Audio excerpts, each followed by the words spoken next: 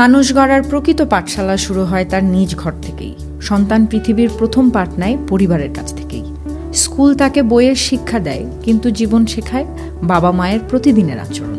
একটি শিশু তার জীবনের প্রথম ভালোবাসার সংজ্ঞা খুঁজে পায় মায়ের কোলের উষ্ণতায়। প্রথম নিরাপত্তার অনুভূতি তৈরি হয় বাবার শক্ত কাঁধে মাথা রাখার মুহূর্তে। যখন সে দেখে বাবা মাকে শ্রদ্ধা করছে, মা বাবার প্রতি সহানুভূতিশীল, তখন সে শেখে ভালোবাসা মানে ত্যাগ, সম্মান মানে নীরব এক শক্তি। বাবা যদি শেখান কিভাবে মাথা উঁচু করে জীবন যুদ্ধে এগিয়ে যেতে হয়, আর মা যদি শেখান কিভাবে নিজের আবেগ নিয়ন্ত্রণ করে অপরকে ভালোবাসা যায়, তখনই সেই সন্তান গড়ে ওঠে এক পরিপূর্ণ মানুষ হিসেবে। শুধু আদর দিলেই মানুষ গড়া যায় না, প্রয়োজন সময় মতো না বলা, প্রয়োজনে কঠোর হওয়া, আর প্রতিটি দিন নিজের আচরণ দিয়ে শেখানো মানুষ হতে গেলে কেমন হতে হয়।